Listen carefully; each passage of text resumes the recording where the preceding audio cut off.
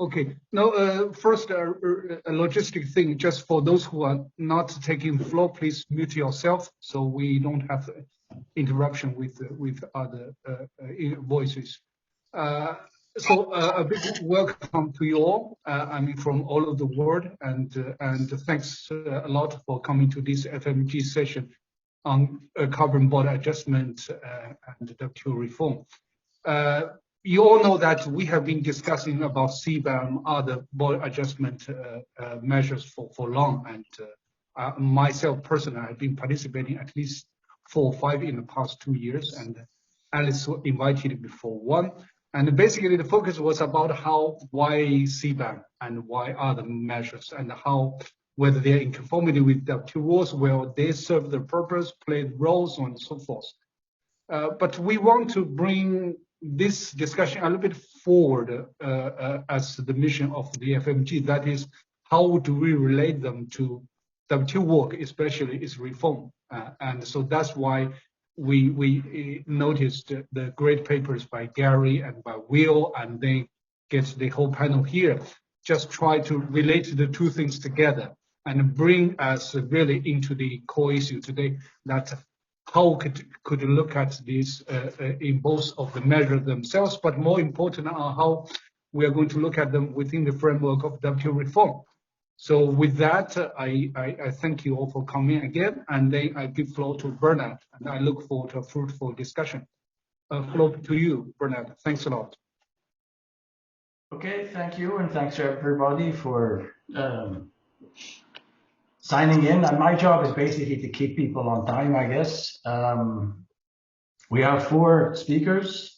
I guess everybody has around 10 minutes or so to present, and then we open it up. These meetings tend to be quite interactive. It depends a bit on the topic, but it's good to keep space for discussion from everybody who is on the call. So I'm not going to introduce everybody. I don't think anybody needs much in the way of introduction in this case. So Will Martin, who is at IFPRI, Gary Hufbauer, who is, I guess, still affiliated with the Peterson Institute for International Economics. They're both going to present a bit on, like Lou was already saying, distilling some of the thoughts they have, which have been written down in papers. But I know that both Will and Gary, particularly Gary, has been thinking about this for a long time. So Lou mentioned that he's been involved in meetings about this over the last couple of years. I think we can also go back a couple, maybe, at least 15 years, if not 2 decades, in terms of this topic having been bandied around, and in particular, efforts to take it forward through legislation in different countries. And then we have Ignacio Garcia Bercero, who is at the European Commission and who is going to be at the pointy end, I think, of pursuing this agenda for the European Union, but in particular through and insofar as it connects to the WTO. So I think that gets us to the WTO reform dimension for this session.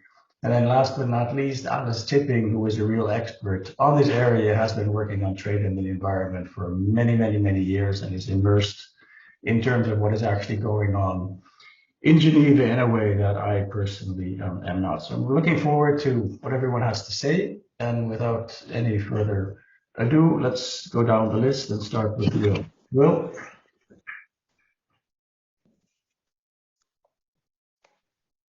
The floor is yours. You're muted. Unmute. Great. Well, only if you could move to the second slide there, the outline. I can't see what you're seeing. So on the outline, importance, and can you see the slides? No? Lenani, could you put Will's PPT on screen? Okay, I will do that now. Okay. Great. So, I mean, the first point, what's the importance? What are the goals? Should we be taxing demand or supply? And demand here includes intermediate use. So it's quite different from a value-added tax in that sense. What are the national policy choices? If you're opening one, next slide. Yep. Great. And then global effects and international trade rules. Next slide, please. Okay, so the importance of the issue, many believe the world's hurtling towards a climate catastrophe. A global carbon tax could help solve that problem, or as Nick Stern points out, be a low-cost precaution. Encourage the use of low carbon or renewable technologies, create incentives for essential innovations. Problem is, we tried that with Kyoto, and a global tax seems to be infeasible. And national taxes, back one please, national taxes don't seem politically sustainable. Domestic producers fear becoming uncompetitive, back one please, and their production replaced by imports or their exports decimated. So it's possible that carbon taxes could help the medicine go down. There's a political economy issue here, and perhaps, as I argue, they could be more efficient than production-based taxes of the Kyoto style. Next slide, please. So it's vitally important to identify goals here. Jennifer Hillman identifies three. One is the competitiveness issue. And essentially, if you use national treatment so that you're equally treating domestic and imported goods, there's a combination, there's a sensible, coherent form of compensation for competitiveness issues. Reducing leakage is another one. I think this is actually a very misleading goal. Remember that leakage problems, though, apply just as strongly with exports, and that's what worries me about many of the proposals, like the EU one. They don't deal with the issue of competitiveness on or of leakage on exports. And then the other is to create incentives for countries to adopt carbon taxes. I won't talk about that. That's there. You've got to have big economies. Next slide, and then the next one. Not everyone is happy with these. Next slide, please, Lily. With these pictures, but they capture an awful lot. What's going on here? You put on a carbon tax, you raise costs. That shifts up the supply curve, and shifts supply to the left. And it probably shifts supply to the left a lot, because supply curves for individual commodities are very, very flexible. In the models that we use, that have been used for all of the work on this, they're essentially perfectly elastic, very, very flat. Next slide, please. What happens when you put on a carbon border adjustment on an importable? You charge the same rate of tax on the imported good. Here we've got an import that's a perfect substitute. Same rate of tax on the import. Q2 equals Q0. Production moves back to where it was in the absence of the tax. There's no impact on output. But the price has gone up. There's a fall in demand, both for final use and for intermediate use. So this is a clear-cut case where you've shifted the tax from production of the good that is emission intensive to demand for the good that's emission intensive. Next slide, please. What about when you have an exportable? You get exactly the same result. You compensate the producers so that output stays where it was at Q0, but you tax the import. You tax consumption.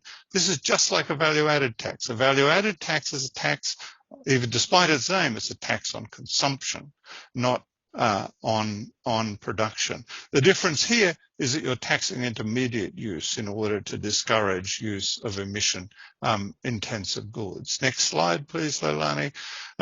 So shifting from taxing production to taxing demand, the efficiency costs may be lower if only some countries are taxing, and that's the issue here. The efficiency problem comes from the fact that only some countries are going to tax. And it seems likely that the costs will be lower if you tax demand rather than supply in this situation. Next slide, please. So country policy choices. Next slide. So options for countries seeking to contribute to abatement of CO2 emissions. You can have a carbon tax without a border carbon adjustment. As we've seen, Politically, these are very difficult. We tried that with Kyoto. You could have an import-only carbon tax with border adjustment. That's the EU proposal. And you can have a full one with border adjustment on imports and exports. Without a border carbon adjustment, political economy seems to be a fatal constraint. You get strong opposition from producers of all tradables, as well as from energy producers. Some policymakers know what to do, but not how to get re-elected when they do it. Others don't know and refuse to do anything at all. And we can all think of a number of politicians in that basket, potentially quite economically distortionary, because you have these large elasticities of supply. You're going to move production away from the countries that tax to the countries that don't tax. Next slide, please. An import-only carbon tax with border adjustment, you're going to distort production and consumption decisions. Import-oriented sectors are going to be compensated. Export-oriented sectors will not be compensated, so their output will fall. One of the things this leads to is asking foreigners for reduced border adjustments, which seems to me to set up a massive source of conflict. Because if you have a border adjustment in another country, an import border adjustment in another country, and you've taxed your suppliers and you start negotiating, can my guys who've paid the tax here get free entry there? The scope for conflict is enormous. And it fails to tax the demand for emission intensive exportables, because you don't raise the price of exportables to users. Political economy, it's going to fail to relieve the burden of a carbon tax on export sectors, and they can be expected to oppose it. What about a full carbon tax? Next slide. Economic impact's probably better than with a carbon tax alone. You're using a relatively low elasticity of demand. Final demand elasticities tend to be quite low, and intermediate demand elasticities too. Symmetric between importables and exportables, so you're not creating arbitrary differences in price between importables and exportables. And the carbon tax is creating incentives to reduce the use of carbon, to reduce emissions. So that's a very important element. It's also, the carbon tax is raising revenue. You're not going to get much revenue out of a carbon tax with border adjustment, but you're going to get revenue from gross output of carbon-intensive goods. Political economy shifts the burden from production to demand. Users are typically much less organized than producers. This is why we have destination-based value-added taxes. They're taxes on consumers. So I think that's a very, very important difference. Next slide, please. Okay, the export component of a full carbon tax. So you're going to compensate for the costs imposed, like a VAT export rebate. You're going to lower demand for emission-intensive goods. Exporters don't need to go to other countries and say we need a lower border adjustment because we've already paid it. It avoids problems with identifying equivalents. Should the EU allow exports US exports subject to regulation, concessional entry? That's a huge potential source of conflict that I'm sure Gary will talk about. Next slide, please. Setting rates, you can either differentiate by carbon content. A carbon tax does that automatically. If you're using coal, you're going to pay more tax than someone using renewables. Many border carbon proposals involve taxes based on carbon content, possible in principle, but prodigious information needs. It may be more realistic to use an average national rate to compensate the industry, domestic industry as a whole, rather than trying to fine-tune it by specific firm and product, which seems worse than anti-dumping problems of information. So global impacts, we need a simple model. I use a simple model here.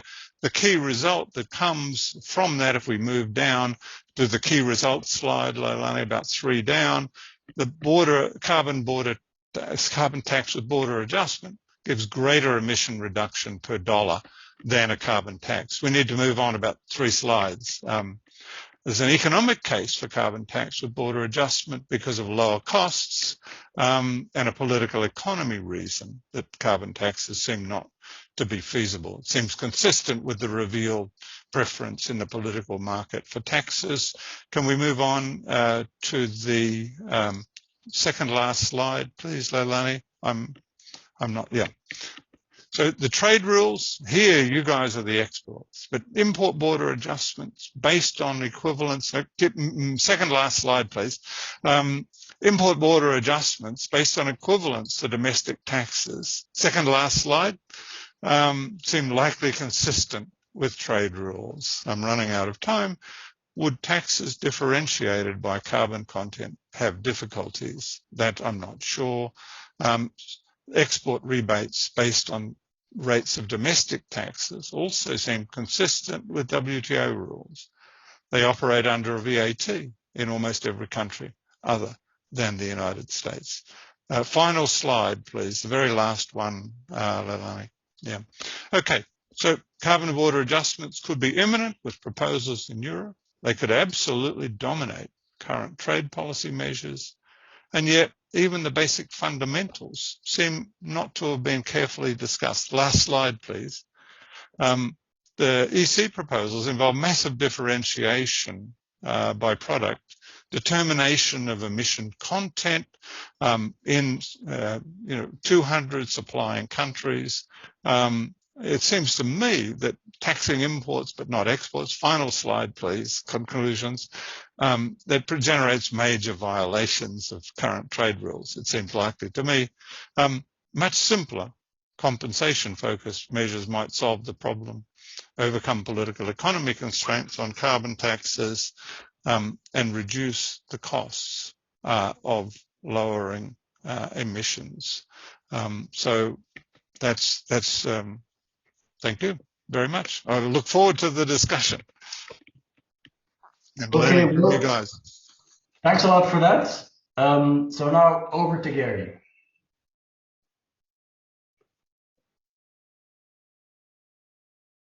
Gary, you're muted, Gary. Yeah, I'm saying thanks very much, Liliani and Bernard and others who organized this show and inviting me to participate. Our paper that was done in November has been circulated. We are updating this right now, and a new version will be available with such events have occurred probably within a month or two.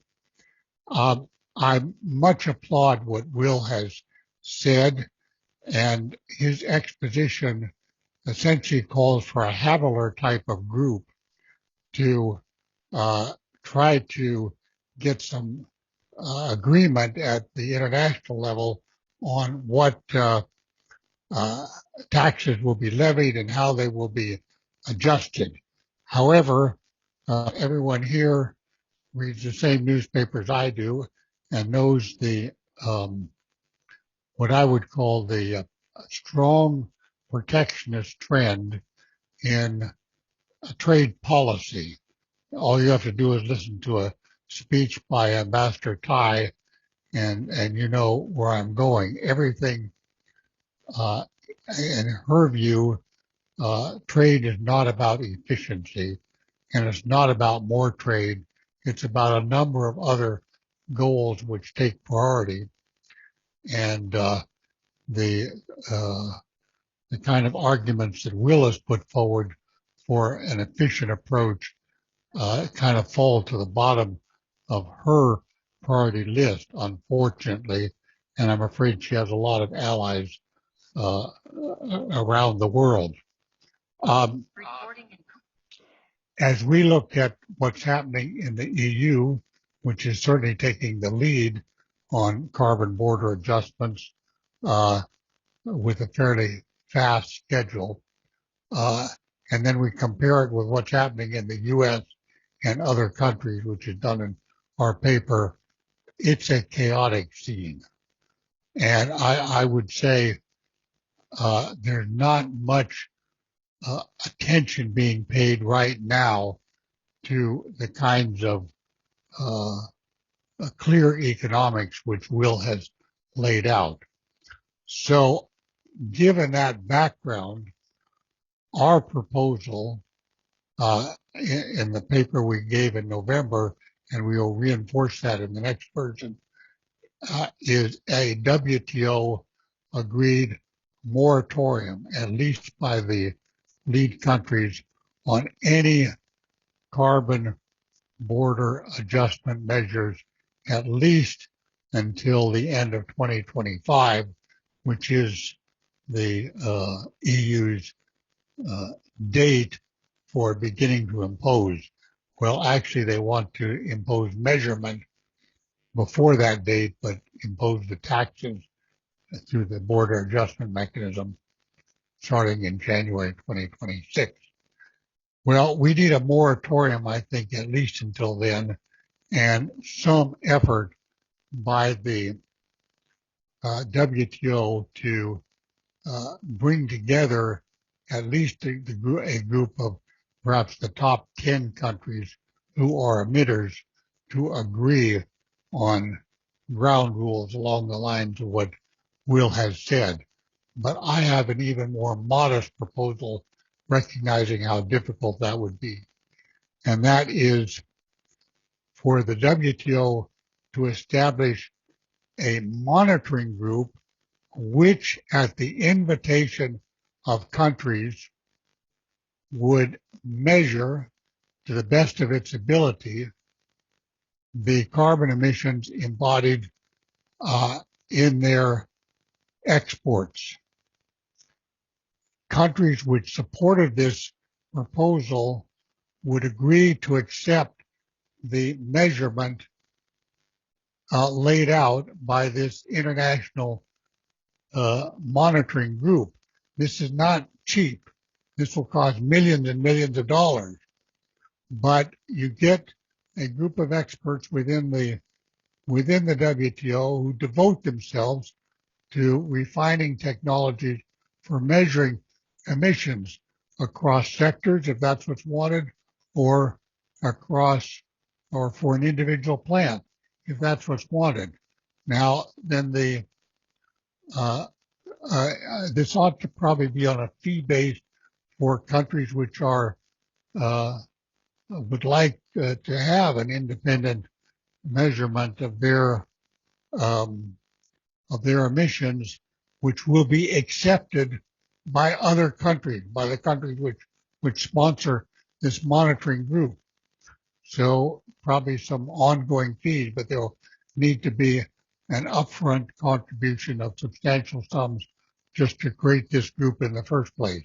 It's kind of like what Simon Evident has done with protection, but I would say considerably more expensive on a larger scale to do this kind of thing, because the first devil in the detail will be all kinds of protectionist distortions of assessing the other guy's emissions and imposing taxes accordingly, or assessing your own emission and not according taxes. And this really calls for some expert group to be formed. So that's my big proposal, and for this meeting. And I think if we could at least do that, if at least the WTO could talk about that, it would be a step along the lines of the more ambitious agreement on the rules that Will has laid out. That's what I have to say. Thank you, Bernard. Thank you, Gary, in particular for having very concrete suggestions that I'm sure we can come back to in the course of the discussions. Okay, over to Ignacio. Well, thank you very much, Bernard. And what I would like to do in my 10 minutes is first to say a few words about the design of the EU CBAM, because I think it's important that there is no misunderstandings about the way in which the CBAM proposal would operate. But then in the brainstorming mode of this event, I would put a few comments about what could be done in terms of developing certain common elements plurilaterally or multilaterally. Now, the first point which I would want to make is that the way that the CBAM has been designed in the EU, it has been very much designed on the basis that it should be a non-discriminatory measure that ensures that imported products are subject to the same requirements that we are applying domestically since 2005 to domestic producers under the ETS. In the way in which you are going to actually calculate the direct emissions by importers, it is absolutely going to be based on the same criteria that you apply domestically. It is true that you need to do a number of adaptations which work would need to be developed, but the fundamental principle is non-discrimination. Now, secondly, that is also important to stress. There are no exemptions under CBAM, except for the very, very special case of those countries that have introduced an ETS, which is basically the same as the European ETS, and therefore domestic producers in those countries, Norway, Switzerland, they are basically already paying the same price on carbon that we are applying in the European Union. Everyone else is subject to the ETS.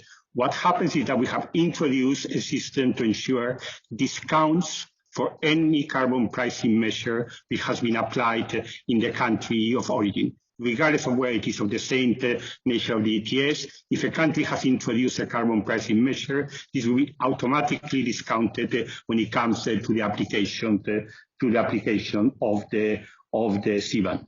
By the way, I think that Will had referred to this question about does it imply that this is a worse treatment for those countries that have not introduced carbon pricing, that they are relying rather on regulation. No, not at all, because if the country has introduced a regulation which is effective, which is actually resulting in its producers emitting less, that implies that it will also be subject to a lower CBAM, because the way that CBAM is calculated is very much on the basis of a declaration of actual emission. And finally, the point which I think has already been mentioned by Gary is that even if our proposal is adopted, as we hope, by 2023, no CBAM will be applied until 2026, which basically implies that there are going to be 3 years that can be used to test the system for countries to be able to adapt to the new regulatory requirements. And indeed, this is also time, which indeed can already happen now, but we can discuss with countries what is a better way to cooperate in what is, after all, a common challenge, which is how to achieve climate neutrality for trade-intensive industrial sectors. That's basically what the CBAM is trying to do. We are committed to the objective of climate neutrality by 2050. And quite frankly, this is not going to be possible unless you have an effective mechanism to deal with the issue of carbon leakage. I mean, the price of carbon at this point in time in the European Union is 60 euros per ton. And quite frankly, it's going to increase. There's no way that you can actually get to climate neutrality if you are not going to be significantly progressively increasing the price of carbon. And the free allowances that have been used so far as an instrument to deal with carbon leakage are dampening the price impact of the ETS. And that's why if we really are serious about achieving climate neutrality, free allowances need to be progressively phased out. Now, I think that what is very clear is that not all countries are going to be following the same approach. There are different types of tools by those countries which are committed to achieve climate neutrality. And certainly the option that has been presented by Will of a consumption-based tax is a perfectly legitimate option. It may well be that, for instance, countries that have not introduced so far a carbon price and which are at this point in time considering how to do it, they might actually find it more attractive to work on the basis of a consumption-based tax. The situation is different in the European Union because you need to understand what is our starting point. Our starting point is ETS, which we apply since 2005, and actually shifting now to a totally different way of pricing carbon will certainly not be consistent with the objective to achieving carbon neutrality by 2050. We look into the option of a consumption-based tax, and when we did the impact assessment before we presented the CBAM, and we came to the view that it would be less effective in terms of the goal of achieving climate neutrality. By the way, one thing which I would also like to point out, because I think that sometimes it is presented as if this option would have lesser impact on international trade. I'm not convinced that it's the case, because one of the implications of actually following a consumption-based tax is that you will probably be able to apply this much more broadly to a much broader set of products. There is limitations about how far you can apply a system like the CBAM, for instance, to downstream products, to products which have actually a much more complex profile in terms of carbon intensity, whereas I would assume that a VAT type of consumption-based tax, particularly if it is going to be based on an average at the importing country level, as I understand Will is suggesting, potentially this could be applied to a much broader set of traded products. As you know, the CBAM basically only applied to 5 products, which are products for which there is a very long record in the European Union in terms of measuring the direct emissions at the facility level. Now, what it is that could be done plurilaterally.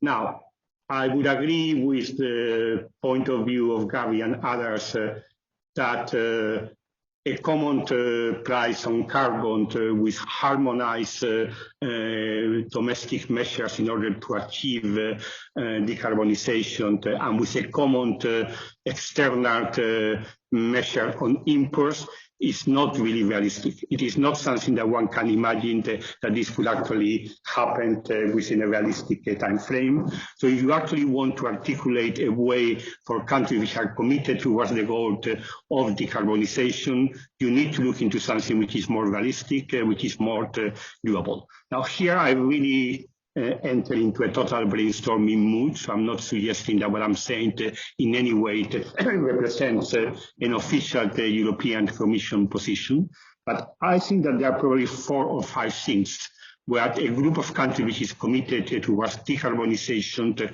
of industrial sectors could potentially aim to agree plurilaterally. First, even if it's not possible to agree on common measures, it should be possible to agree on common targets at the sectorial level.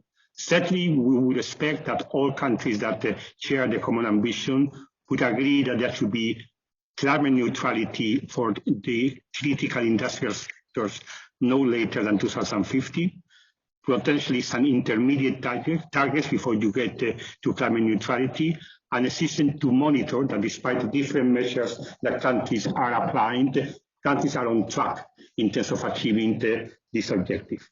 I would also agree with Gary that an issue that could be productively discussed among a group of countries committed to this objective is the question about how to measure the embedded emissions. As I said, there's a lot of practice in this in the European Union, at least for the sectors which are covered by the CBAM. We have established clear methods to calculate direct emissions of facilities in the EU, and we are committed under the CBAM to develop criteria that will also then be applied for imported products. But certainly we think that it will be a useful conversation with other countries in terms about how those measurements can actually be developed. Certainly, as I said, I don't think it is realistic to expect that countries will be taking the same type of measures to deal with carbon leakage. Some countries may introduce a system like the ETS and CBAM. Some countries may go for a consumption-based tax, as suggested by Will.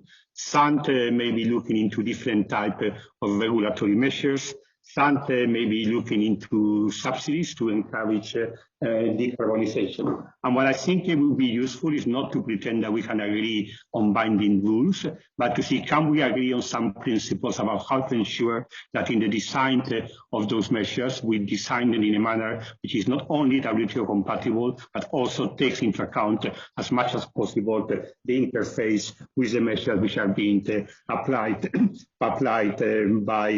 by others.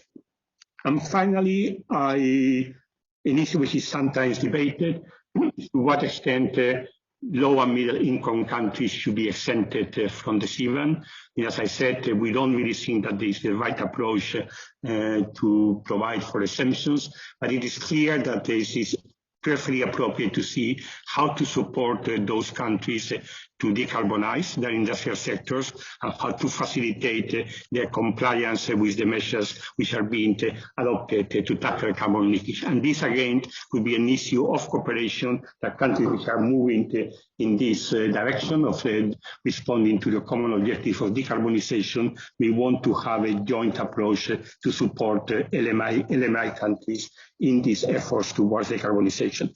Now, this, realistically speaking, it is difficult to imagine that all WTO members could agree on that. This is probably something that makes much more sense to be agreed plurilateral among a subset of countries that have common objectives. But at the same time, I would totally agree that you need to be able to define a role for the WTO as a multilateral institution. And there I think we should be basically looking into the function of the WTO in terms of transparency and deliberation.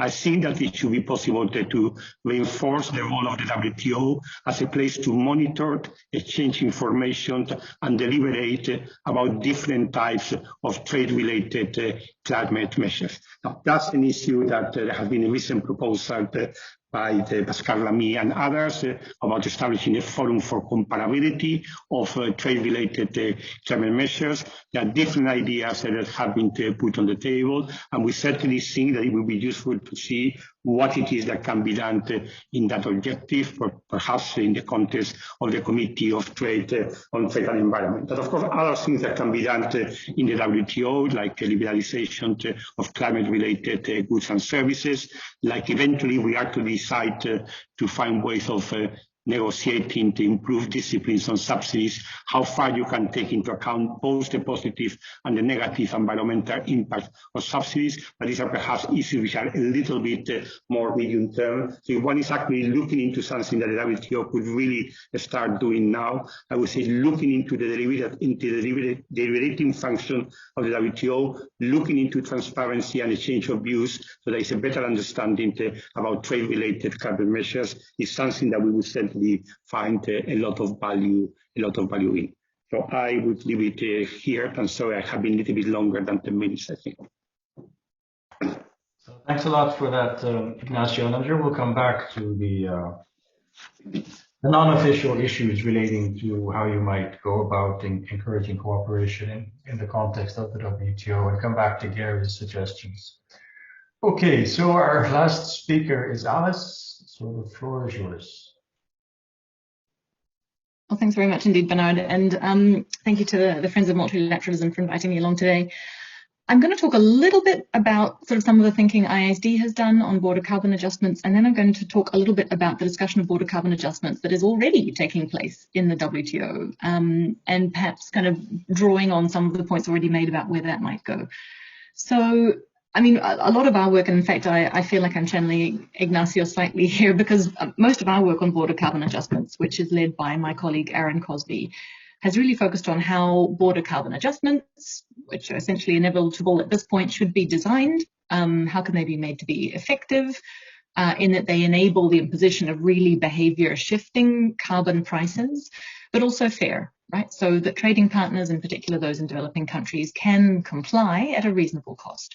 So we've thought of a set of principles and a set of best practices that we think should be followed in designing border carbon adjustments. I won't list them all, but it's things like ensuring that the objective of a border carbon adjustment is actually really preventing leakage, not preserving or increasing the competitiveness of domestic firms. We have multilateral agreement that we're not going to use trade measures to increase the competitiveness of our firms beyond a certain level. We know that border carbon adjustments will have the result of preserving competitiveness. That's part of the idea, at least for some time, but that shouldn't be the objective of the measure. We think a significant part of the revenue of border carbon adjustments should be rebated to firms or countries exporting to the country imposing the border carbon adjustment to help them with the cost of complying with it. We also think that border carbon adjustments should grant credits, and Ignacio was talking about this, should grant credits for effective carbon prices borne by foreign goods, but not, we don't think, for non-price based foreign policies, because we're not sure that price and non-price policies are really equivalent. And so this is, I think, consistent with what Ignacio was referring to. If you have an emissions trading system that's equivalent to the EU's, that makes sense. I'll get back to this point at the end, because I think it comes back to the question of how much or what aspects of border carbon adjustments we can realistically expect countries to come to agreement on.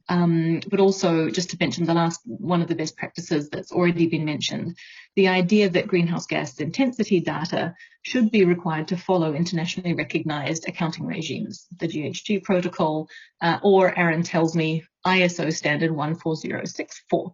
So there are some internationally recognized standards out there that we think border carbon adjustments imposed by a number of members, if we got to that stage, could usefully hew to provide a degree of convergence.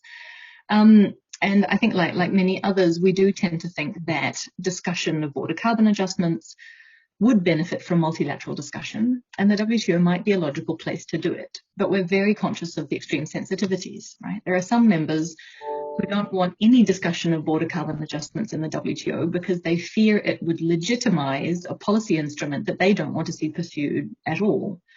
And there are others who don't love discussion of BCAs in the WTO because they fear it would delegitimize a policy instrument that they do very much want to pursue. But I think despite that tension, discussion of BCAs is happening at the WTO, and in most detail so far in what's called the trade and environment structured discussions. So this is a sort of, it's a joint initiative. The language is always a bit sensitive, but involves around 60 members, around more or less half of whom are the EU plus its member states, but there's others as well. And maybe the first sort of stepping one step back, the first point to make is just how interesting from a WTO watcher's perspective the existence of the Test D is. It was born from those that I've spoken to out of a deep frustration that some WTO members simply refused to allow any discussion of some environment issues, in particular climate change, in the formal Committee on Trade and Environment. So some members at one point simply had enough and decided to create their own forum. So that's already a radical departure in practice of how WTO members use the forum as a mechanism for discussion. So that's interesting. So the Test has a working group entitled Trade-Related Climate Measures, which includes, but is purposefully not limited to, just discussion of BCAs. But most of the discussion is about BCAs. So what are they talking about? There's strong support for BCAs in the context of shifting to decarbonisation, but there's a number of concerns about impacts, about the methodologies used. There's requests for safeguards or perhaps exclusions for developing countries. There's questions about the legality of border carbon adjustments, and there's questions about how border carbon adjustments fit with concepts that, in the view of some, should guide any climate action, like CBDR, RC. So I guess, again, kind of what's interesting here is members have created a forum to talk about this in the WTO, and that's already a significant change in WTO practice. So members are reforming the WTO by doing. But you can't escape, and I think we're finding this in the BCA discussion, you can't escape the trade-off between inclusiveness and efficiency, right? So the smaller group partial membership discussion in TESTI is a welcome step forward. It allows WTO members to talk about these issues, where in the past it was really difficult to, but its limits are also important, right? So China is in TESTI, but India is not, and very few African members are in TESTI. And the limitations of the membership of the discussion limits, I think, the potential for the creation of a real understanding across the membership of border carbon adjustments and their impact on international trade. So the first best solution, of course, would be a vibrant multilateral discussion of the issues that matter. That keeps getting blocked. The second best solution is good, but it is second best. So then the question that all of the other presentations were leading to, which I think is the very interesting one, is what sort of cooperation? This is all cooperation under anarchy, as the international relations theorists would say. What sort of cooperation might members really pursue at the WTO, even in a sort of a less than full membership basis? And I think the idea that I think that Gary was raising in his paper of November, of some sort of mutual recognition arrangement, is very interesting. But I'd be interested, and I think Ignacio was also referring to this. I think the real question before us is how far and what aspects of a BCA might we be able to develop some kind of mutual recognition around? Because I think you want ideally the big emitters. You want the United States, you want China, you want the EU involved. But I think inevitably we're going to see in the EU an extremely price-based measure, and in the US very unlikely to have a carbon price-based measure. So how much equivalence could we really reach? Maybe that's not the objective. Maybe it's something softer than that. But I'd be interested to hear what other people think of the possibilities and the extent of that sort of cooperation. Because I think we have a forum potentially to discuss it now, which we didn't before. I'll leave it at that for now. Okay, great. Thanks. So there's a lot of ideas that have been put forward.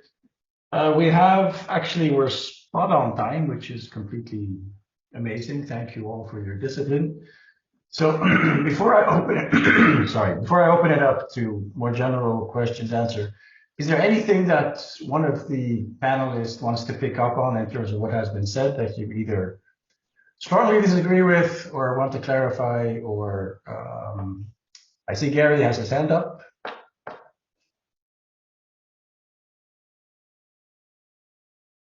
You're muted, Gary. Gary, yeah. Yeah, I want to put a question to Ignacio, which he can answer as time goes on, as the meeting goes on. You could have countries like China, which are going nuclear in terms of their electric power. And once China figures out how to deal with all those coal workers, it will probably go totally nuclear, plus some wind and solar. And then you can have countries like Europe, which cannot seem to accept that nuclear power is the way to deal with carbon. And instead they're going back to coal. Now, this is very relevant because, Ignacio talked about the 5 existing subjects of carbon border adjustment. As we lay out in our paper, there's a lot of others that are right on the fringe. And one of them is indirect use of electricity. Now, what I want Europe to tell me is how are they going to make allowance for the fact that, let's say, steel produced in China uses nuclear power. In other words, what Europe is trying to do is to say, well, what our system is, which is highly carbon emitting, is the same as every other country, and isn't making adjustments for the fact that some countries may adopt technologies which are very low in terms of its CBAM system. I don't see any flexibility for that. So that to me is there are many worries I have about the European system, but that's really front and center. Thank you. Thanks, Gary. Ignacio? No, I think that you have certainly raised one of the issues which is more complex in terms of any effective system of accounting for the price of carbon. Now, in the European Union, as you know, electricity, it is subject to the ETS, which means that there are inbuilt mechanisms on the basis of carbon prices to decarbonize also the electricity sector. In our initial proposal on CBAM, we have only started dealing with direct emissions, because certainly if you actually come to the question about how you account for indirect emissions, taking into account the way that electricity markets work, it is much, much more complex. Although it is certainly the objective eventually to also develop a methodology for taking into account carbon emissions. Now, the basic issue, however, for us is very clear. We want to apply the CBAM in a manner which is even-handed. And if actually producers in a certain country are carbon efficient, maybe even more carbon efficient than producers in the European Union, they should therefore also pay a lower CBAM. I mean, that's the basic principle on which the system has been built. I mean, at this point in time, we have only started with direct emissions because it is easier to calculate the direct emissions at the facility level and then to translate that into the product level, because that's the issue that will have to be done in CBAM. Schuman. It is also easier to verify, but it is clear that down the road, some in the European Parliament would want this to happen faster.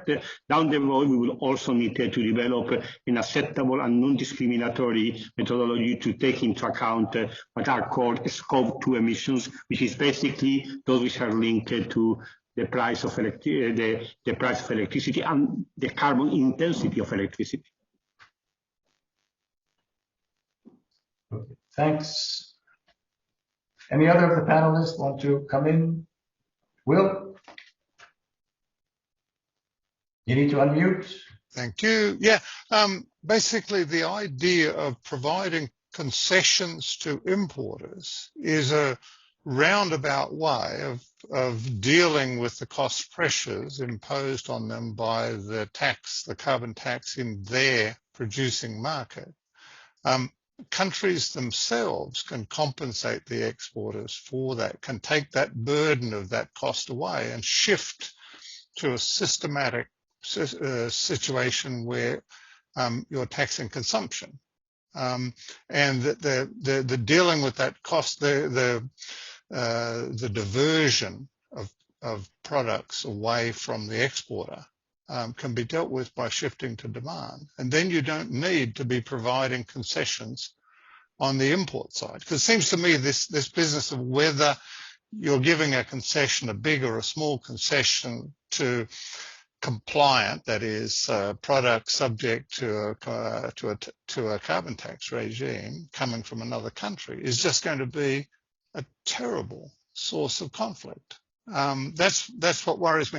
And in any event, the exporters are really going to suffer because they're only going to get any of that reduction in the burden on their exports to countries that have a carbon tax, and that doesn't make sense. If a country shifts its own system by having an export rebate system, carbon tax, carbon border adjustment, exactly the same, except that it applies on exports, then you avoid that erosion of market share by your exporters, and you have a level playing field, just as you do with a VAT or an income-based. Tax systems are either on production or on consumption. This is a system that's a hybrid. There's some on production, some on consumption. All your relative prices are distorted, and you get a lot of political conflict. That's my concern. Thank you. Ignacio. Well, I mean, I'm not sure how far we could just be debating this issue in all detail. Just to be very clear, I mean, our system is not based on the idea that you offered certain concession. It is based on the idea that, in principle, both domestic producers and importers should be subject to the same carbon price. And if the country has been subject already to a carbon price in this country of origin, it would actually imply double taxation if you would not actually find a way of discounting that carbon price. Now, if a country has not introduced a carbon price, but either the companies on their own volition or through regulation, they are actually reducing their emission, that is automatically taken into account because our system is not based on an average. I understood, Will, that the system that you are proposing is based on an average of emission. I don't know where it is in the countries of exportation, or it is in the countries of importation, but that actually implies that there is much less of an incentive to decarbonize, because no matter what is your actual carbon efficiency as a producer, you are subject basically to the same tax. And that's a very different system to the one that we have been applying domestically in 2005 when we introduced the ETS. Now, what it is true is that in order to lower the resistance or the reluctance of our domestic producers, for a long time we have been relying on the free allowances allocated on a reducing basis for those sectors which are more exposed to the risk of carbon leakage. But that system has reached its limitations. I mean, if we are seriously aiming to achieve decarbonization, you clearly need to be able to have a much stronger impact on prices of the ETS. And that's why the Commission proposal implies that progressively over 10 years, free allowances should actually disappear. And this is also taken into account because as long as there are still free allowances in the European Union, importers automatically will have to pay less. because there is also a discount to take into account to what extent you are still providing free allowances to your producers. As I said, I mean, I think that the idea of a consumption-based tax is a perfectly legitimate one. And as I said, I fully understand that if a country is now thinking from the start to introduce carbon pricing, they may want to go in this direction, which I understand it may actually be easier politically to sell to your domestic producers. I understand that, but at least for us, we have taken a different type of choice, and we think it is more efficient in terms of promoting decarbonization. But you are going to have to accept that different countries will have different approaches, and you need to find ways to see how, despite that, you can cooperate and how you can take into account what the other countries are doing.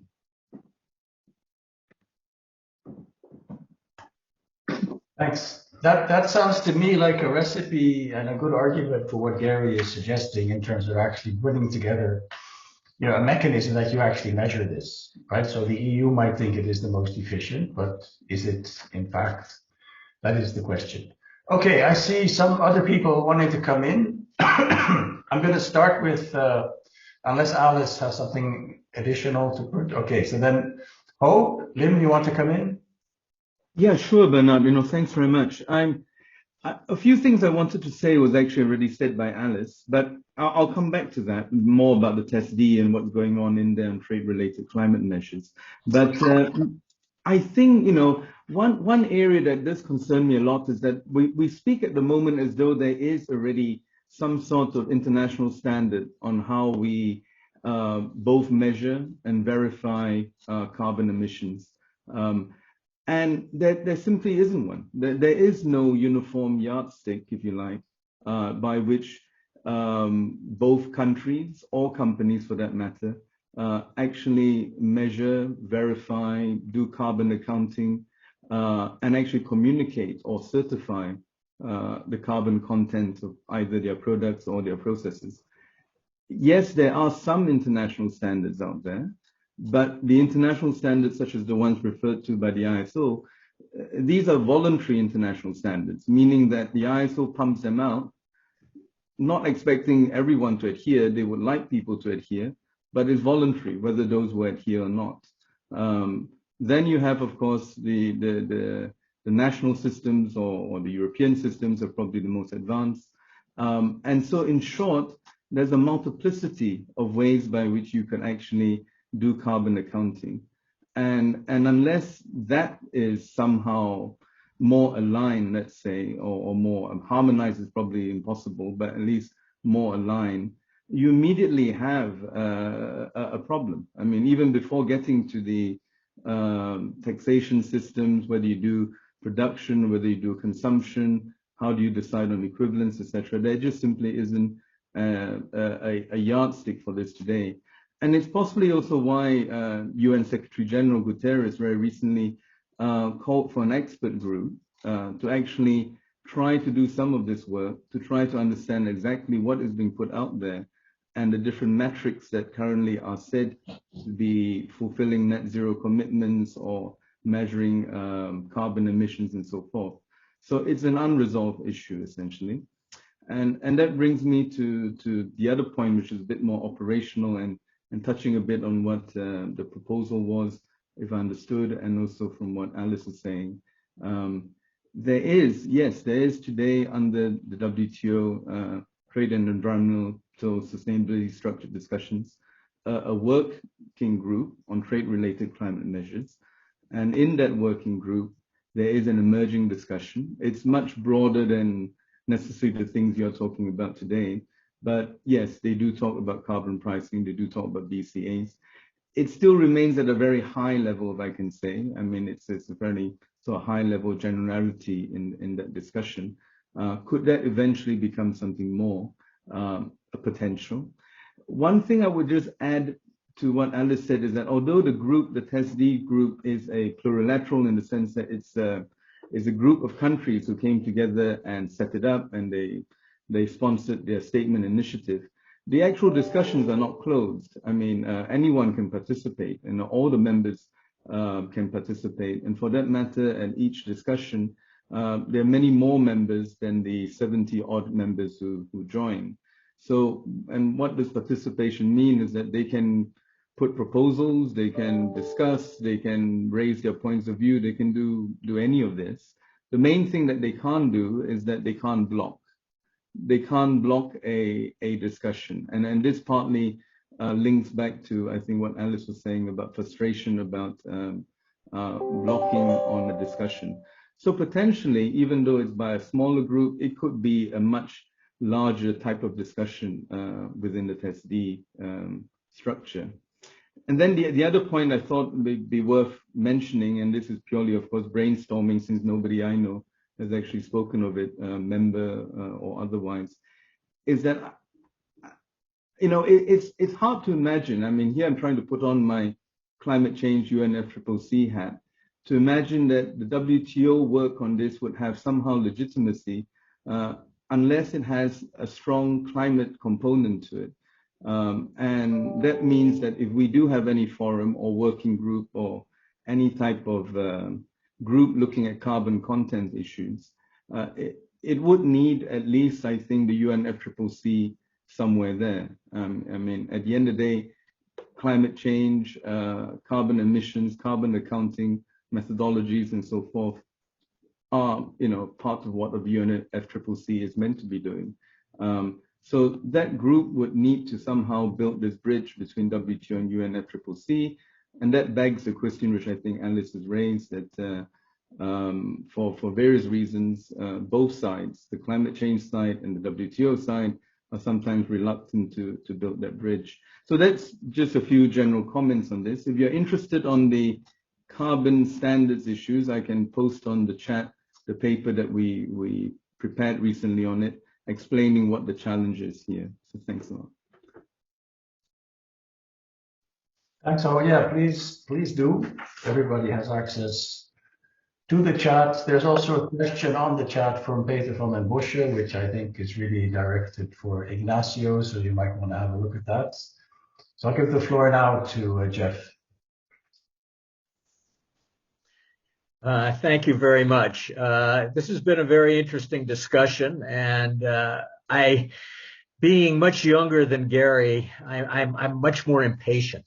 And so while I agree with everything he said, I'm concerned that this is still plodding away and will lumber into 2025 when a Republican president then takes the United States out of the game. So let me just ask Ignacio, not to put you on the spot here, but because you've done so much thinking over the years and we've participated in discussions on this together. The CBAM proposal as it's evolving has been pretty much the same over the past 2 years, but there's been one big difference that has occurred in 2022, and that is the war in Ukraine. And suddenly the emissions prices the certificate prices are showing a profile that one was expected 10 years from now. And so the future is now.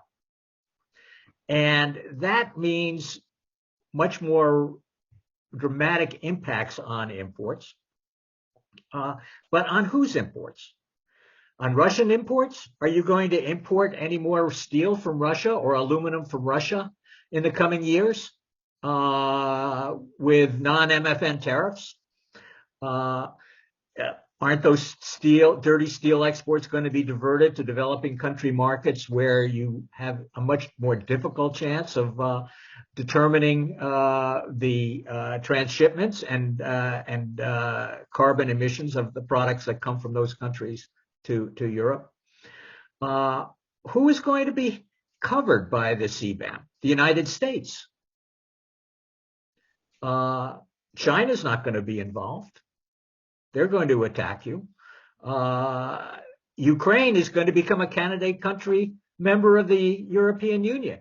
And so in that case, wouldn't it not be its steel exports, if the Russians leave anything standing, will that still be covered? And the final question, which is an immediate concern, is as the slow pace of free allowances continues to wind down, if the European plan goes as planned, with already high prices for emission certificates, what do you do when the Department of Commerce in the United States says those are subsidies and subject to countervailing duties, as they are currently writing about in their efforts to strengthen U.S. countervailing duty law? So this is not that I disagree and don't want to encourage everything that Europe is doing, but you're too slow. Okay, I'm sure Ignacio will come back on that one. Gabrielle? Thank you. I have two questions in the context of mutual recognition raised, in which I believe very much generally. The first one, Alice, if I understood correctly, said that IISD does not believe that price and non-price measures could really be sort of compared between countries, and that could be, of course, an issue, because at the moment the EU will not give credit for non-price action on climate change. And my other question is to Ignacio. Is it possible at the moment, with the draft as it stands, for the EU to make a deal, if you want, with a country that is similar? And this deal could slowly expand to include more. That is the logic of plurilateral, where it's a smaller group that expands. Is it possible for EU and Australia, for instance, or EU to say, Australia, you have a system that has A, B, C, D, and for me, it's acceptable, or it represents X amount? Thank you. Okay, we'll take one more from Mike Young, and then we'll go back to the panel. Mike?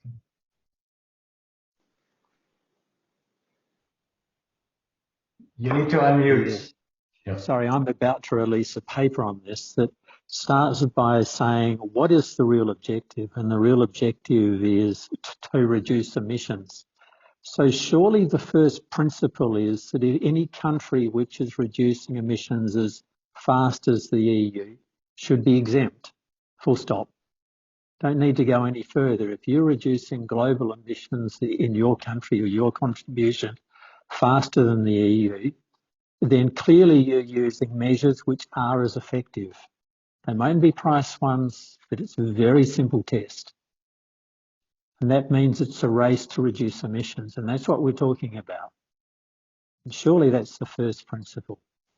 The second one is, while it may seem hard to work out how to deal with non-price measures, we have to recognise that a lot of countries, including Australia, are using non-price measures, and they are proving to be effective. And in agriculture, many years ago, we worked through and developed quite quickly means to work out producer subsidy equivalents to deal with this mechanism. We can borrow all of that process and technology to do the same with carbon. It's not hard, it's been done before.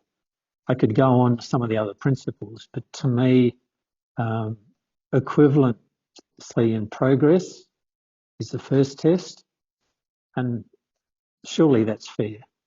You don't have to require people to have a carbon tax if they're moving faster than you are doing. That's just operating in the wrong direction. I'll stop now rather than going on. Okay, thanks for that. That again is, I think, a very concrete issue, which maybe Ignacio can also expound on. To me, a lot of these suggestions really go back to what Gary was saying in the beginning, in terms of, needing to have a system and a group that can actually do that, to actually assert and to certify that you actually are, what you were saying, that you actually are, that you have a country that actually is reducing emissions much faster than the EU, or is at a level where the overall level of emissions is lower than the EU. So I think that makes a lot of sense, but you need to be able to agree on whether that is the case or not. Let me go back now to the panel. Ignacio, you're still there? I'm back. Actually, I lost my connection, but I am back. Can you hear me? Yeah. Okay. Okay. Sorry if I missed the question, but I seem to have been kicked out of the meeting. But I'm back, and I have missed the question by Peter van der Bosch. So you actually can't send it back to me. I will try to answer. But let me start by the two questions from Jeff. Now, is 2026 too late? I mean, quite frankly, I think it's prudent. And the fact that we are actually witnessing so much geopolitical changes, which are going to inevitably have impacts on the patterns of trade for the European Union, in my view, precisely reinforces the argument not to rush and to take time before this measure is actually applied. So, I mean, obviously, the emission trading system is in any case in operation. It is increasingly its price effect. Free allowances are for the time being maintained. They will only begin to be reduced progressively once the CBAM comes into place, because it has been clearly been conceived as an alternative to the free allowances, which, by the way, for us has always been one of the critical elements to ensure that what we are doing is WTO compatible. Now, we obviously have a disagreement of views with the Department of Commerce about the proper legal characterization of emission allowances, and I think that as we intensified our dialogue with the United States on the whole issue about how to price carbon. You know that we are engaged in discussions with the United States on the steel and aluminium sector with the view of developing possibly an agreement on this, which may not be just exclusively a US-EU agreement. I'm sure that these sort of issues will certainly continue to be discussed. And that's why the way where I think that eventually, this is not necessary for tomorrow, it would make a lot of sense for the WTO to have discussions about what are the type of subsidies that may actually have a positive environmental impact, what are the type of subsidies that have a negative environmental impact. Now, in terms of the comments that have been made by Mike Young, what matters is not the speed. What matters is the actual carbon intensity of your producer, of your production, and of the specific for the products which are covered by the CBAM. By the way, we do not cover the agriculture for the simple reason that we do not apply the ETS to the agricultural sector. CBAM is basically intended to be the external projection of the ETS. So what is obviously very clear is there are producers in Australia or in Canada or in the United States that even if no carbon tax has been introduced, are carbon efficient, either because of their own investment or because of regulatory measures that have been introduced by the Australian government. That implies that those producers will have to be subject to a low CBAM. And let me just give you an hypothetical example, because we're having a lot of this discussion about regulatory measures. If you actually look into the steel sector in the United States, you have a significant part of the steel production in the United States that it is very carbon efficient because of investment that companies have been making in technology that implies reduced carbon emissions, and inevitably those producers will be subject to a low CBAM when they export into the European Union. This is not because the United States has introduced a regulatory measure in this sector. I mean, at this point in time, as far as I know, there is no such regulatory measure in the United States. Would it actually be appropriate that when a country introduces a regulatory measure, we apply a discount? And when a producer, for his own reasons, reduces its emission intensity, will have to pay the full CBAM? That's why the only reason why we apply a discount is because it would not be fair to have a price being paid by the producer which is higher than the one that is being applied in the European Union.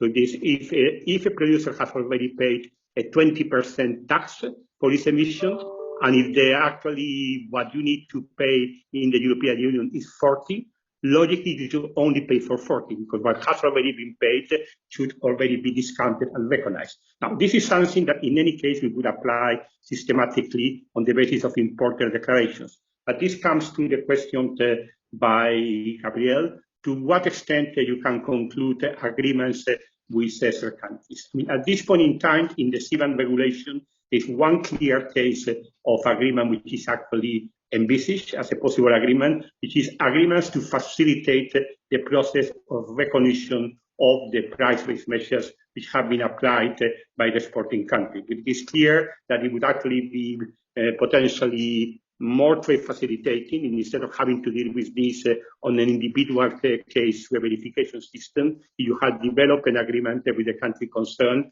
that allows you to facilitate the process of recognition of the measure which is being applied by different countries. Can there be other type of agreements?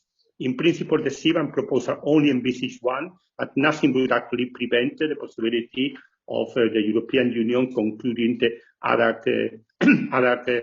type of agreements, not to exempt, because the whole philosophy, if you want, of CBAM is not that you are exempting the countries, it's that you ensure that everyone is taxed on the same basis, which is on the basis of actual emissions, and that you also take into account prices which have been paid in the country of origin. Thanks, Ignacio.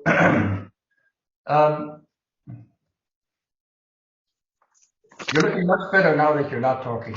so there was a bit of the framing where we're only seeing hands. So just to make you aware of that. So let's go back to Will. I've got a whole list and the panel. So Will, you can start.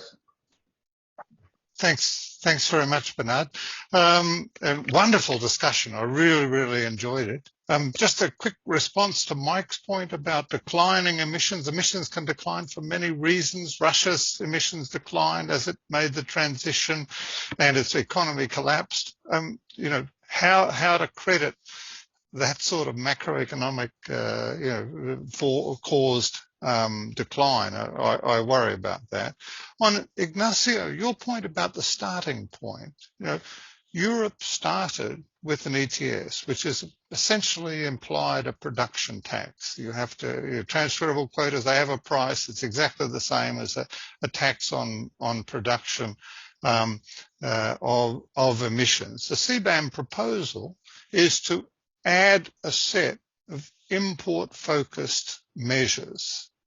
It would, this is a new thing, is adding the trade measures, adding import ones and adding export ones at the same time. There's nothing, the starting point is a production tax. The move is either to something that just taxes imports and distorts trade, and causes all manner of leakage, which then causes serious leakage where exports subject to a tax lose market share elsewhere, or one that is symmetric. That's the issue, in my view. Moving to a consumption tax is symmetric between importing and exporting, and I don't see the difference about the starting point.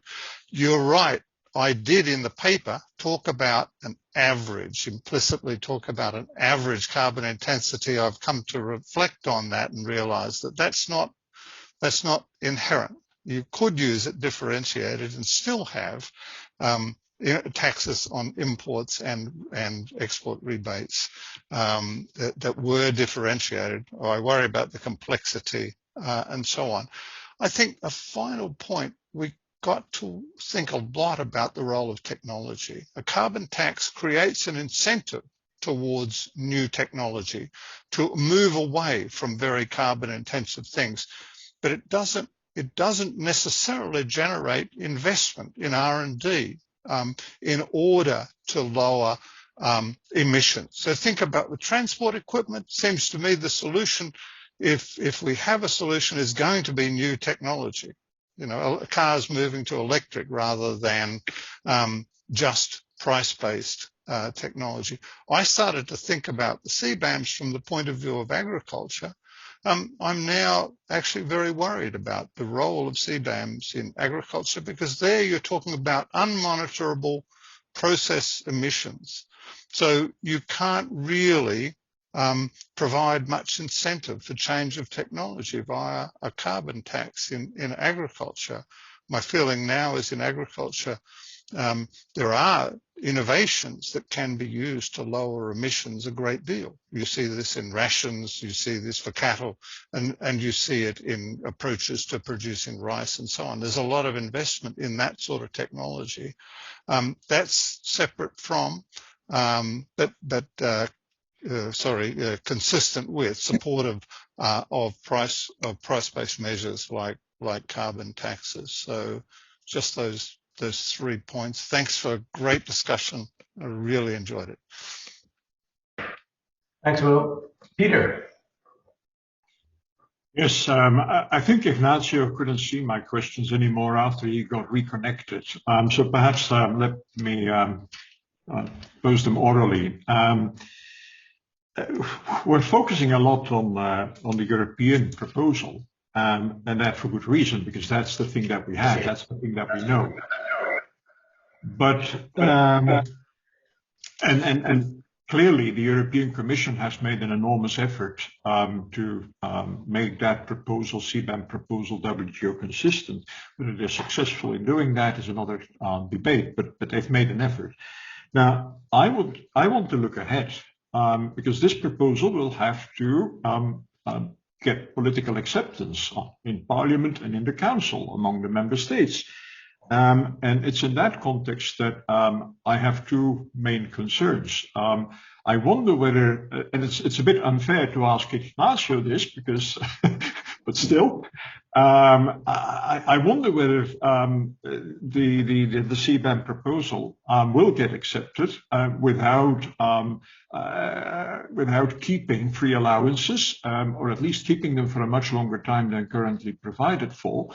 One, and secondly, whether we will have a CBAM without doing something for the EU exporters in terms of rebates. And if that happens, either of them, I think we will be talking about a CBAM system that will raise much more a concern with regard to WTO consistency than the current proposal does. So that's my comment. A bit unfair to put Ignacio in the position of responding to this, but still. Okay, thanks. Gary?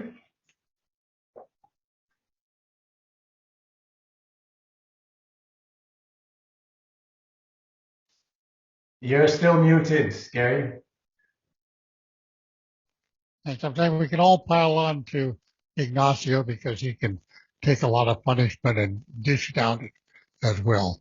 So, as I understand what Ignacio is saying, first of all, he wants to slide by the electrical issue for the time being, but it's on the agenda. He didn't mention airlines. He didn't mention maritime. They're also on the agenda. But let's just take the 5 products they're on the agenda. Just take cement, for example. As I understand what Ignacio is saying, that the EU will decide whether a cement producer outside the EU, let's say in Morocco, how much emissions it's emitting, and will apply the CBAM accordingly. Well, I'm not sure that Morocco would be very happy about the EU arrogating to itself the measurement of its emissions, and I know the US will not be happy about that approach, and many other countries will not either. So I come back to the proposal that the EU at least ought to keep the flexibility in its system to have some internationally certified measurement. And I take all the points that the WTO commentator was making. You know, there are ISO standards, but, you know, it's the actual nit on the ground, measuring these things. You need experts to go out and you know, have the technology to say what's happening in a given plant, and that doesn't exist right now, and we need the cooperation for that. So that's my question to Ignacio. Will you allow or will you advocate an international body instead of arrogating this work to the EU? Great. Clear question. So I hope Ignacio is taking notes as they're all piling on to the table. Alice? Thanks. I'm not going to pile on to Ignacio this time. There's enough on his plate. I wanted to respond to Gabrielle's point about price versus non-price and the question there. And at least as I understand it from my real technical experts, the point of our concern with trying to provide or trying to assume equivalence or trying to calculate equivalence between price and non-price measures is not because we think non-price measures can't be effective. Clearly they can. But the challenge I think that we see is to try and, again, quantify the impact of price measures in country B with non-price measures in country C and a different set of non-price measures in country D in order to apply a BCA in country A fairly, right? So it would be difficult to work out whether to quantify as between one price and non-priced measure country, and also between two non-price measure countries, to try and quantify that to get to apply a fair BCA in country A, we think would be quite difficult. But I do remember Ignacio talking about a recognition system that the EU was in the process of agreeing, so I might have to dig into that and see how they're doing it. And a very quick response to Mike on the question of agriculture. In a very long ago past life, I was a negotiator for New Zealand, and I know that New Zealand includes agriculture in their ETS. So there might be an interesting example there about how the Kiwis are trying to measure emissions, and they are no doubt thinking about a day when border carbon adjustments might be applied to agriculture as well. So I'll leave it at that, Bernard. Thanks. Thank you. Mike? I would actually agree. And certainly, actually, emissions trading schemes can be very effective with free permit allocation. It's been proven in water and in fisheries thousands of times around the world. You can reduce and set limits without having to set prices, and you're using a market mechanism. It's a complete market mechanism where the industry discovers the price, and the ownership, though, is with other members of industry, not with the government. And what the EU is doing is saying you must have a carbon price in your economy, and all of the revenue from that must be rebated back to the government rather than transferred from one person to another, which was how most emissions trading schemes around the world have worked. And the thing that's brilliant about them is that industry discovers and reveals the price of dealing with the problem to each other. You don't have to involve government. And that brings me to the point that I was going to raise and ask for Ignacio, is whether or not consideration has been given to enabling private enterprise to supply offsets rather than buying an emissions certificate from the EU. There are a lot of other places in the world where you could arrange an offset. So you have an equivalent reduction in emissions as the EU achieves, but doing it using private enterprise. I might pay, for example, somebody to plant some trees rather than buying emission certificates from the EU. Would that be an effective approach? It reduces global emissions, and one of the other flaws in the EU's current proposal is that the EU is proposing to take the revenue raised through its CBAM and use it to pay for hospitals and other welfare measures. It's not proposing, as actually Alice pointed out, to really reduce emissions, and particularly not reduce emissions in the countries where they occur. Okay, thanks. So we have just a few minutes left, so I'll turn the floor over to Ignacio. Obviously, you could go over those couple of minutes, but I think we'll give Ignacio the last word, and then we'll close this particular webinar. Ignacio. Okay, but I will really try to be very quick, although some of the issues really would merit a much longer discussion. Now, what is the current situation of the legislative procedure in the Council and the European Parliament? The Council has already established a common position that does not very significantly depart from the Commission's original proposal. There are some adjustments, but does not very significantly depart. Negotiations with the parliament still need to start, and quite frankly, there are different views on the parliament precisely on the issue, Peter, that you have raised. Some in the parliament considered that the 10-year phase out of free allowances is too slow. Some consider that it is too fast. And what will be the outcome of the legislative procedure? It is very difficult to say at this point in time. In a way, as we can be reassured as proponents that we may have struck the balance right, because some people think that we have given too much time for the free allowances. Others think that we should actually give even more. Now, on the whole issue of export rebates, I mean, as you know, if this ETS was in the nature of a tax, it is very clear under the WTO law that you can actually adjust a tax on the border, both on the import side and on the export side. I mean, as you know, the ETS is not a tax. It's not the way that it has been characterized by the European Court of Justice. It is a measure of a regulatory nature. And of course, there can be discussions from the point of view of WTO law to what extent you can rebate a regulatory measure on your exports and not to actually be undertaking a WTO prohibited export subsidy. So I'm finding it a little bit curious when actually we are being told that it will be much less trade distortive if you were actually going to apply to an export rebate. But one of the main reasons why we are not doing that is because we are very careful about trying to design things in a manner where we are quite sure that if we are challenging the WTO, we will actually win a case. Now, the issue of export rebates is certainly an issue that is still being discussed.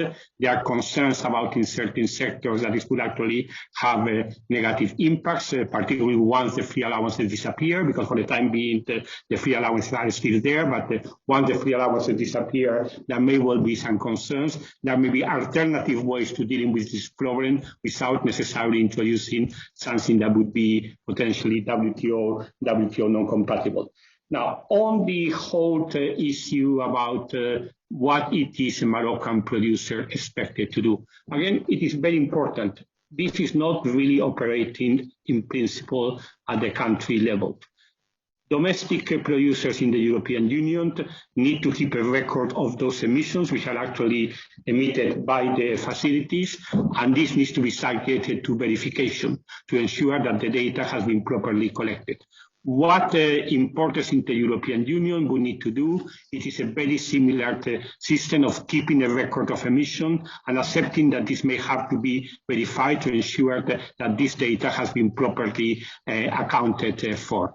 Now, of course, you may actually have producers that do not do that do not actually provide for that data. And in that particular case, there are different options in the legislation in terms of a default value. But the basic principle is a very simple one. It is you need to keep a record about those emissions which are directly linked to your production, over which you have control. You need to be able to certify what those emissions are. And of course, to ensure that it's not fraud, you need to be able to be subject to an external verification. That's the way that the system works. It is certainly the case that for some countries or for some producers, this may require adaptation, and that's why we are not moving to this immediately. We are giving enough time for the system to be up and running. And by the way, we haven't heard, Gary, any objection of principle from the United States government that what we are doing is somehow not acceptable. And again, we are not telling any country that they should actually introduce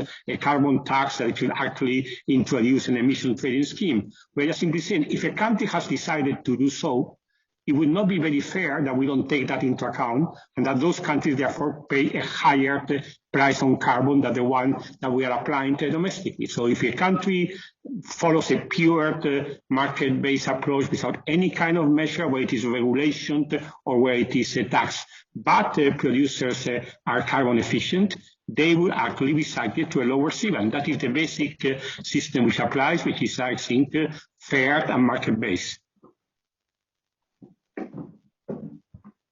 Okay, so we're a bit over time, and clearly we can continue this for a long time.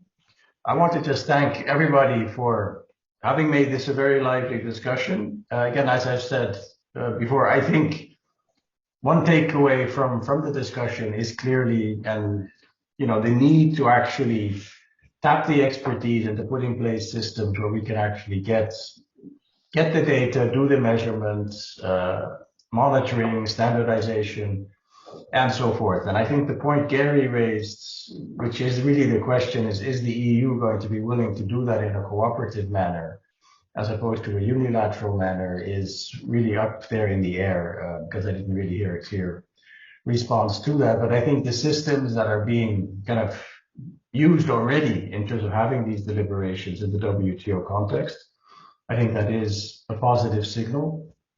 And I hope that that would be potentially a mechanism to actually do a lot of what, and concretely kind of consider the proposals that were made in the paper by Gary et al. Okay, so I guess I close with that. Lou, I don't know whether you want to say anything or what the protocol is. No, thanks, Bernard. Also to you for your able moderation. Again, thanks to all the panelists. I think my personal feeling is that this session served the purpose that we look at this more from a kind of unilateral CBAM and other measures and how they are, and to a certain kind of multilateral context to see how we can accommodate those discussions and see potential options within the WTO framework. And the much attention is still very much about CBAM, and also that's why Ignacio got a lot of things on his plate. But that's definitely not the reason you were accidentally kicked out of this meeting. I will find out. But the other thing is that many things we have discussed about this kind of how to mutual recognition, a common yard, and transparency, everything, we still need more discussions. So I would suggest that giving us ourselves a little bit time, and we will be happy to organize another meeting, probably purely on what WTO could do. I mean, what those issues could be like in a multilateral context, even with a sub group. But one thing I think Jeff has made a very good point is that even despite our youth, and we could be patient, but things need to move very quickly.